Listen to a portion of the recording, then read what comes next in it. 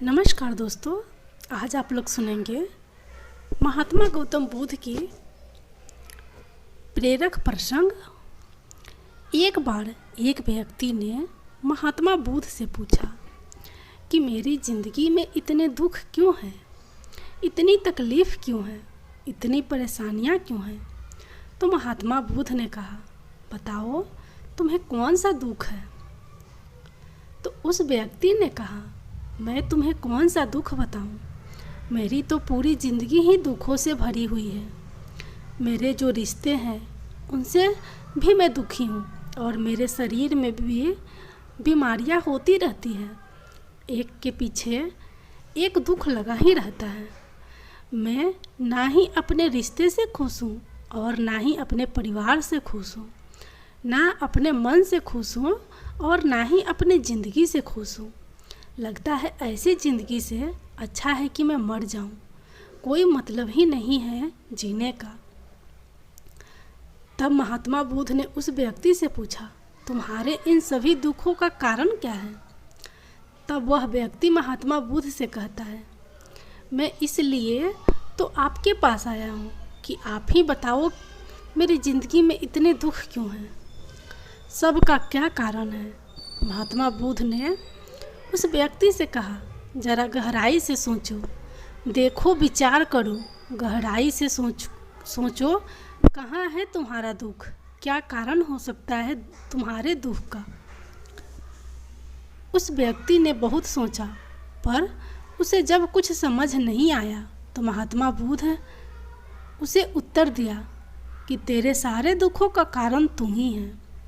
यह तेरे मन की आसक्ति है, तेरे मन का मोह है। गौतम बुद्ध का एक प्रसिद्ध अनमोल विचार है जो आपने भी सुना होगा, आपके मन के सभी दुखों का कारण आपका मोह है, आपके मन की आसक्ति है। तो उस व्यक्ति ने बुद्ध से कहा कि मैं समझा नहीं कि मेरे मन का मोह मेरे दुख का कारण कैसे हो सकता है। तब महात्मा बुद्ध ने उसे 3 छोटी छोटी कहानियाँ सुनाई। पहली कहानियाँ, एक व्यक्ति पेड़ से चिपक कर चिल्ला रहा था कि कोई मुझे बचाओ, कोई मुझे इस पेड़ से छुड़ाओ, इस पेड़ ने मुझे पकड़ लिया है। तब वहाँ से एक गुरु अवर शिष्य गुजर रहे थे। तो उस शिष्य ने अपने गुरु से कहा कि इसकी मदद करना चाहिए, यह इस पेड़ से चिपक गया है। तब उसके गुरु ने कहा कि इसकी मदद कोई नहीं कर सकता।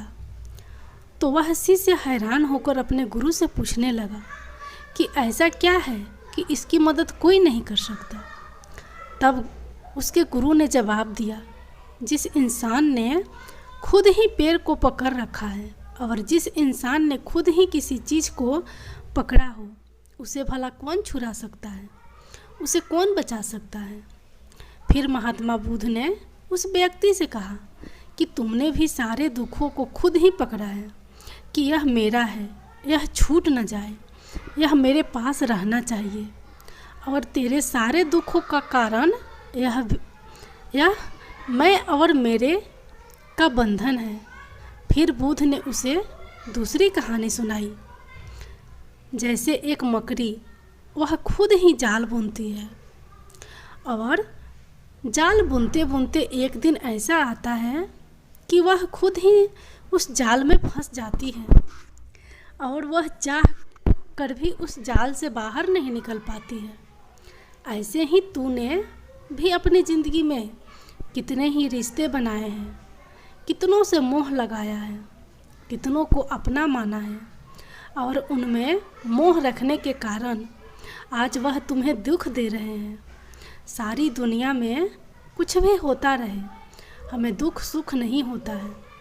हमें दुख सुख तब होता है जब हमारे अपनों के साथ कुछ होता है या फिर हमारा अपना हमारे साथ कुछ करता है। फिर महात्मा बुद्ध ने उसे तीसरी कहानी सुनाई। जब शहद से भरे एक डिब्बे में एक उड़ती हुई मक्खी घुस जाती है, तब उसे शहद के मीठे रस में उसे बहुत आनंद आता है।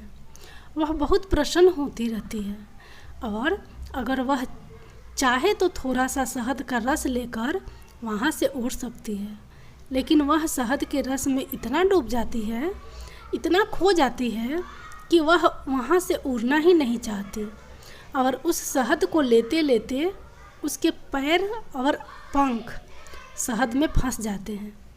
फिर जब तक पेट भरता है वह बुरी तरह से उस शहद में फंस जाती है। फिर वह वहाँ से निकलने की बहुत कोशिश करती है, आगे जाती है, पीछे जाती है, दाएं जाती है, बाएं जाती है, पर वह वहाँ से उड़ नहीं पाती है। ठीक उसी तरह तूने भी अपनी ज़िंदगी में जिन रिश्तों में आनंद लिया, सुख लिया, शुरू में तो तुझे बहुत सुख आया और आज वही रिश्ते तुझे दुख दे रहे हैं। ऐसे ही जब कोई व्यक्ति अपने स्वास्थ्य की परवाह न करके स्वादिष्ट रसों के पीछे पड़कर कुछ भी खाने लगता है तो आगे चलकर उसका स्वास्थ्य खराब होने लगता है, उसका शरीर खराब हो जाता है, उसके शरीर में रोग आने लगते हैं। ऐसे ही मन जब सारे संसार की बहुत सारी आशाएं कर लेता है, तृष्णाएं और वासनाएं कर लेता है, तो उसके मन में धन का लोभ आ जाता है और फिर चाहे उसे कितना भी धन मिलता रहे उसकी तृप्ति कभी नहीं होती। वह हमेशा धन से अतृप्त होता है और फिर इसी से उसके मन में दुख का जन्म होता है। फिर उस व्यक्ति को एहसास होता है कि महात्मा बुद्ध बिल्कुल सही कह रहे हैं, यही वजह है मेरे सारे दुखों की, मेरे सारे दुख मेरी ही वजह से ही पैदा हुए हैं, मेरे मन के मोह से ही पैदा हुए हैं। फिर उसने महात्मा बुद्ध से एक और प्रश्न किया कि आपने मुझे कारण तो बता दिया, अब आप मुझे इसका उपाय भी बताइए। तब महात्मा बुद्ध ने कहा, अगर तुम सारे दुखों से पार होना चाहते हो तो अपने मन को मोह और वासनाओं से ऊपर उठाकर प्रेम और संतोष से भर दो, क्योंकि जिसके हृदय में प्रेम और संतोष का दिया जल गया उसके मन से फिर मोह और वासना का सारा अंधकार ही दूर हो जाता है। हालांकि यह बात कहने में बहुत आसान है लेकिन करना बहुत मुश्किल है।